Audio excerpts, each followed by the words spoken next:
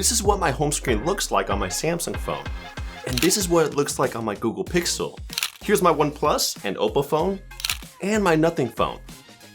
They all have a really nice setup, but here's the thing. None of them use a third-party launcher. It's all about the stock launcher for me. Why?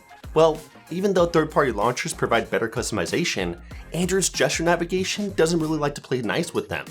It makes opening and closing apps feel choppy, and navigating throughout the OS doesn't feel as smooth. It's the biggest reason why most people, including myself, choose to stick with the stock launcher. It's not that we want to, but we kind of have to if we want a seamless experience. Some third-party launchers try to improve this, but they're still not as smooth as the stock launcher. So instead of switching, I use every trick in the book to customize my stock launcher. And in this video, I'll share my secret methods so that you can enhance your home screen experience for most devices. You can even skip to the specific section for your device since I've timestamped everything. Unfortunately though, I couldn't cover every brand out there like Huawei or Xiaomi because I don't have access to those devices, but you can still get some cool ideas from my other setups. By the way, all of these setups require a couple of apps. The first is a KWGT custom widget maker app and the Pro Key because most of my widgets are powered by these two apps. This other one isn't as necessary, but I also use it to be able to cycle through multiple backgrounds. It's called Mosaic Live Wallpapers, and it keeps my phone looking fresh every time I unlock it. Anyway, let's start with Samsung's OneUI Home Launcher. For this setup, I wanted my home screen to be minimal, fun, and vibrant, and recently I came across this Reddit post of a really nice setup that looked exactly what I was looking for. It's called Lonely Island, and it's created by a user named Soulboy12345. I loved it so much though that I decided to recreate it on my Galaxy S24 Ultra, and I added a few extra widgets to it to make it a bit more personal. So here's how you can do the same on your Samsung phone. To start it off, I cleared everything on the home screen. Then I jumped into the Galaxy Store and downloaded the GoodLock app. The reason for this is because inside of it, there are some useful mods that let me customize the stock launcher even further. The first one is called Home Up. Inside it, I jumped into the home screen menu and changed the home screen grid to 4x7. Plus, I set the favorites max count to 9. I also enabled the app icon setting and lowered the icon size to 80%. I also turned off the app icons on the home screen. That way I can get a cleaner look. This next one isn't really necessary, but within the task changer menu, I also changed the layout to grid so that I can see more apps within the recents page. The next thing I did was download this other GoodLock mod called Theme Park, because within its icon tab, you can set custom icon packs on the home screen. The pack that I'm using is called Enix. It's $1 on the Play Store, but it's got the perfect vibrant poppy theme that I'm going for. Plus, thanks to the developer, I just dropped 100 promo codes for it on my Patreon to be able to grab it for free. So huge thanks to him. To apply it, I just tap on Create New, then Icon Pack. From there, I selected the icon pack that I was going to use, which in my case is Enix. And then I made sure to change the shape to a circle, otherwise not every app will get themed. Finally, I hit the download button in the top right corner, gave it a name, doesn't matter what it was, and hit OK. Then I tapped on it and applied it. From there, I jumped to the home screen to see the new icons that I had set. The next thing I did was add my favorite icons to the home screen. The Play Store icon on the front, 5 of my favorite essentials on the dock, and some folders with some of my most used apps. Next, I moved to the widgets. The beauty of OneUI is that you can literally stack widgets to access multiple on the same page. So to do this, I first added a 4x2 widget on the top of the screen. More specifically, I chose to use 3 KWGT widgets. To stack them, I long pressed on each and dragged them over the other. From there, I downloaded another app called Skyline KWGT. It also costs $1 to download, but these widgets are a must because they match our icon pack perfectly. I even dropped another 100 promo codes for it on my Patreon so that you can also get them for free. Huge thanks to the developer. From there, I tapped the first KWGT widget on the front and selected Skyline KWGT. I then scrolled down until I saw the widget name, Skyline 49. It's the perfect clock widget that also tells me the date and weather forecast. If it appears small at first, you can simply jump to the Layer tab, checkmark the Scale option, and tap the calculator icon in the top right corner. From there, you can enlarge it a lot more easily. I would keep it at around 180. Finally, hit the Save icon and jump to the home screen. You should now see the widget within the carousel. For the next widget, I did the same exact thing, except I chose Skyline 108 for a calendar widget that shows me my next calendar event. And finally, for the third widget, I wanted a music player that also matched our rounded, vibrant theme, and luckily our team created this one within our How to Personalize app, which you can find on our Patreon. It's widget number 82 within the pack, and it lets you control your music beautifully. Finally, I threw in a search bar widget at the bottom. This one is also from our How to Personalize app. It's widget number 80.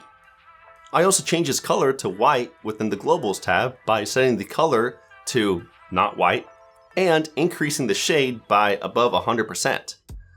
Once done, I hit save and it was good to go. From there, I just added a second screen, and this one's very simple. I just used Samsung's Smart Suggestions widget to reach my most used apps much more quickly. I even customized it by changing the transparency to 100%. You should have it installed by default. Finally, for the background, the idea is to use simple wallpapers that don't have a lot going on. So, just like the Reddit post, I used the same wallpaper that has a house on an island, and it's found within this app called Unusual Wallpapers. The name of the wallpaper is 216. Again, this app does cost $1 to download since all these backgrounds are made from scratch by the developer, but I also reached out to him and he provided me with another 100 promo codes to be able to give away on my Patreon. I even love using these Galaxy-inspired walls that our team released. They follow Samsung's look perfectly and keep it simple so that the icons and widgets on the home screen pop. Again, you can use the Mosaic Live Wallpaper app to be able to cycle through them all periodically. And that's how I set up my home screen on my Samsung phone. Feel free to watch the next stock launcher setups to get even more ideas and inspirations. Now, as fun as it is to customize your phone, what's more important is staying on top of your mental health. And with all the negativity social media brings, sometimes it's best to put your phone down and just talk to a friend or a therapist to help lift your spirits and recharge yourself. If you're in a tough situation and need someone to talk to, I recommend trying out BetterHelp, the sponsor of this video. BetterHelp offers online therapy at an affordable cost, all from the comfort of your home. I've used therapy myself to improve my communication skills, reduce social anxiety, and even boost my confidence. In the past, social media really impacted my self-esteem and made it difficult to interact with others. Talking to a therapist definitely helped me overcome these challenges and gave me useful tools to manage my mental insecurities. If you're facing difficulties, BetterHelp can support you. Just answer a few questions on their site or app, and they'll quickly match you with a suitable therapist. You can reach out through messaging, phone calls, or video chats whenever it's convenient for you. The best part is that if your therapist isn't a good fit, you can easily switch to another one at no additional cost. So if you're struggling, why not give online therapy with BetterHelp a try? Use my link, betterhelp.com/HowToMen, to get 10% off your first month. Trust me, investing in your mental health is one of the best decisions you can make. Now let's move on to the Google Pixel launcher on my Pixel 8 Pro. This one is trickier than the rest because, for whatever reason, Google doesn't let you remove the at-a-glance widget at the top. So for this setup, I used a theme that embraces it, and I applied some tricks to make it even better. The first thing I did was download and use an app called Smart Spacer, because it lets me modify the at-a-glance to provide me with a lot more useful information. Within it, I can download extra plugins and add them to the at-a-glance within the Targets and Complications tab. So now I can get a nice greeting with my name, see a live update of my YouTube subscribers right below. Then to the right, I can see what song I'm currently playing in the background. Swipe over again and I get the weather warnings, then the hourly forecast in my area. I can track my packages, and a lot more. It works beautifully, and you don't even need root to be able to run it. The only thing it does require is the Shizuku app, and if you're unsure how to get that up and running, I'll be sure to include a video tutorial in the cards so that way you can learn and do it real easily. Next, I got to work on the home screen. I started off by clearing every icon and widget and just leaving my essential apps on the dock. From there, I jumped into the Wallpaper and Style page, enabled themed icons, and changed the app grid to 5x5. And that's pretty much all I changed within the launcher settings. Unfortunately, it doesn't let you change much, not even the icon pack, so you're pretty much stuck with Google's themed icons. Still, that didn't stop me from basing my theme around them. I first applied this colorful wallpaper I grabbed from an app called Smudges. The wall is called Smudge Gradients 30, and it has this really nice, colorful gradient look that allows the widgets and icons on my home screen to pop. It even gives the themed icons this really bold blue color that I really enjoy. You just need to make sure that the color theme is set to the darkest blue option. As for the widgets, I chose to use a total of 4 that follow the Material You theme and adapted to the wallpaper background nicely. The first one on the top of the main page that shows me my next calendar event, date, and time is a 4x1 widget that comes from a pack called Uzuri 2, and the name of it is Uzuri Calendar Bar. Now, Uzuri 2 does cost $1 to download off the Play Store, but I also dropped 100 promo codes for it on my Patreon so that you can download it for free. Once I applied it, I also modified it within the KWGT settings by scaling it to around 144. And then I changed a few more things within its globals. I set the layout to the right so that my calendar event appears on the left side. I also rounded the corners to the max. And finally, I set the accent color to custom and entered the following hex code within the color section so that the widget's background matches the same light blue color as my icons.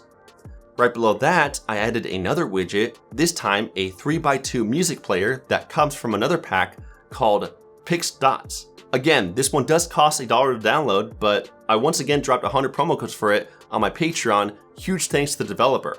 Inside it, the music player widget is called P38, and I love it because it's got that same fun squiggly line that's found within the Pixels music player.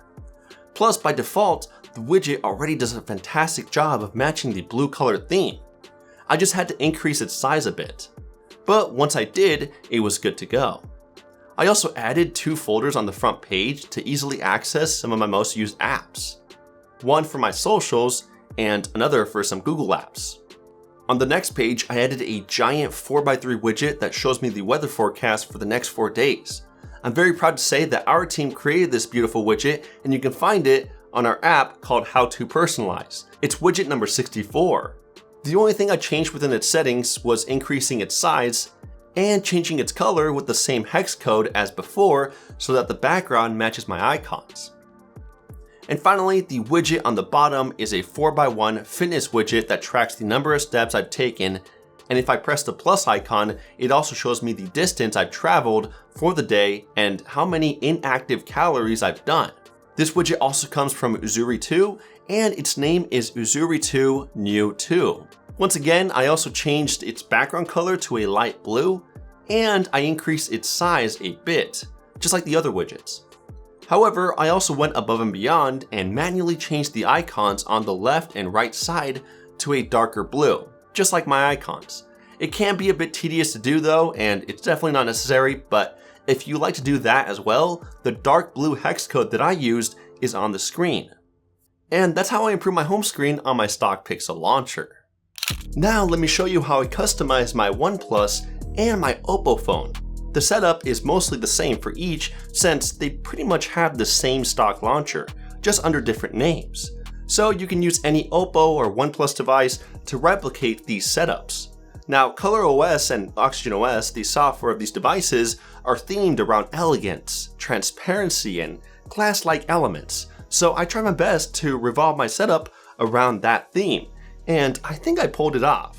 Plus, these launchers made it so easy to create a unique look because unlike the other stock launchers in this video, OPPO and OnePlus provide a lot more home screen settings that don't require you to jump through extra hoops just to customize them, like needing to download an extra app or anything like that. So to start it off, I removed everything from the home screen, just leaving my essentials on the dock. I also did change the layout to 4x6, and I changed the transition to the card option.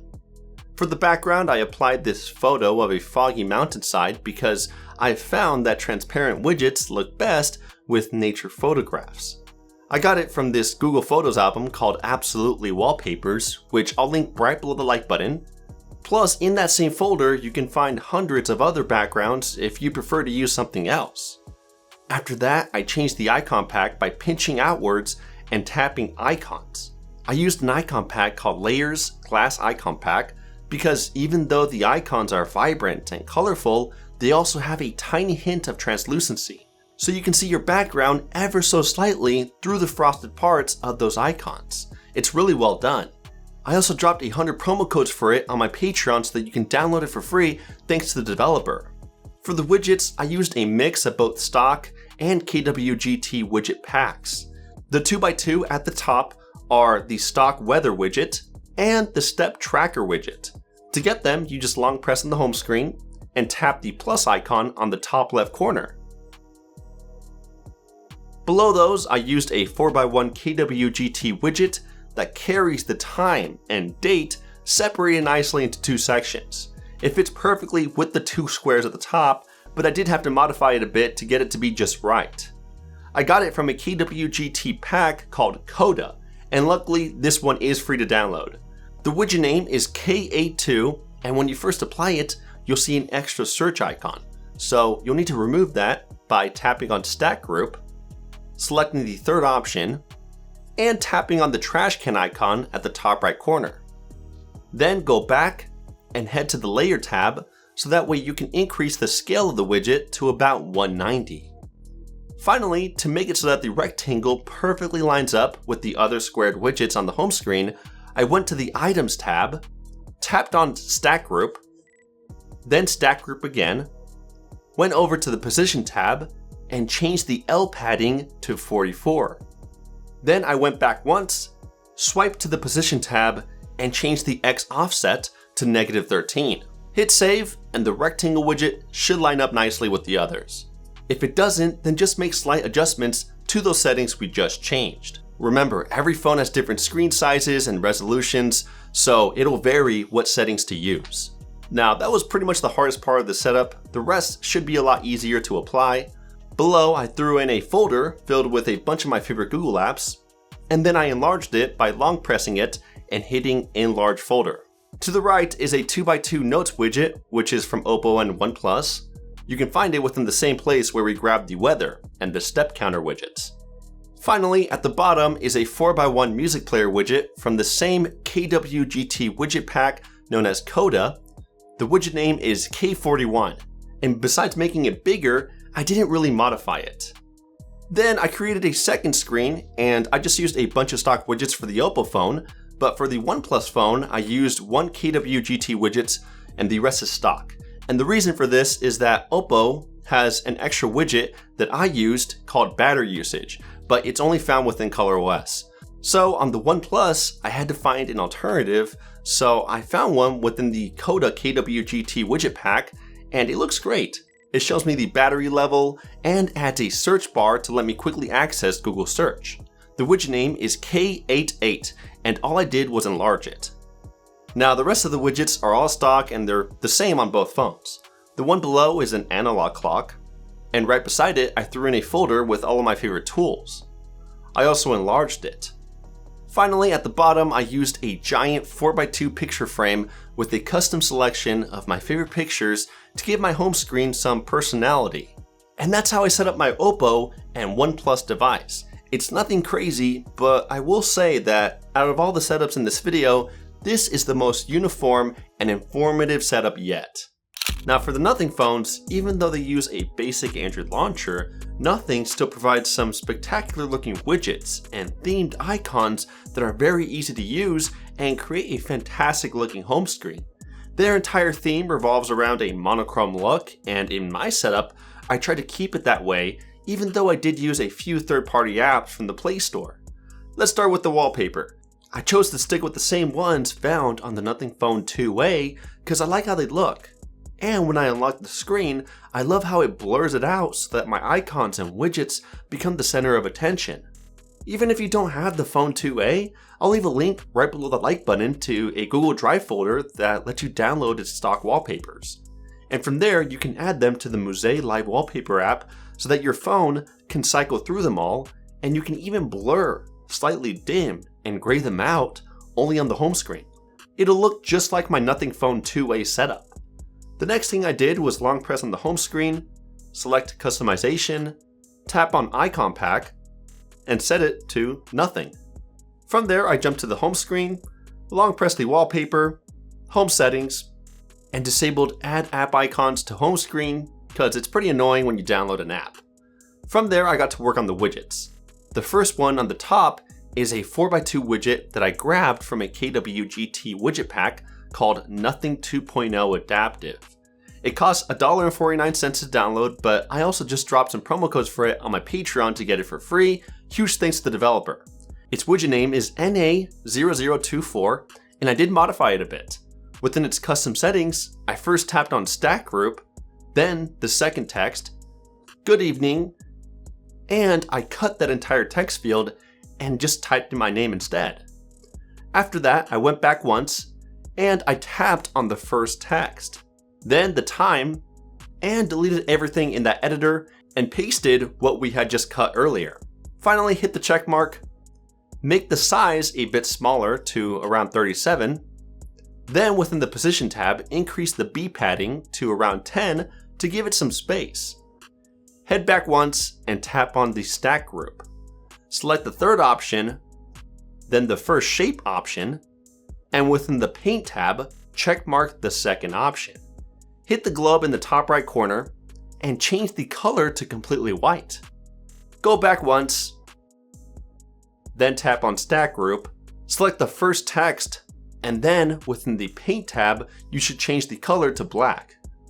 Do the same for the other text so that the date shows nicely within that white box.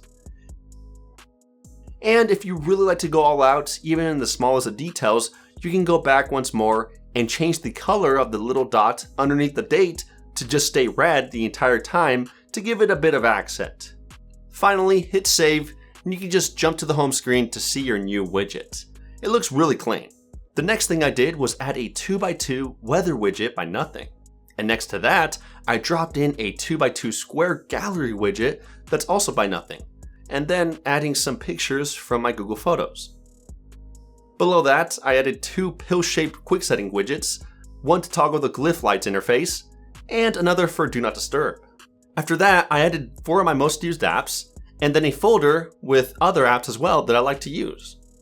I enlarged it, hit Customize, tapped on the emoji, and chose to use this rectangular emoji with a bunch of tiny squares. It looks really cool. Then I created a second screen, and in that screen I just used stock widgets mostly.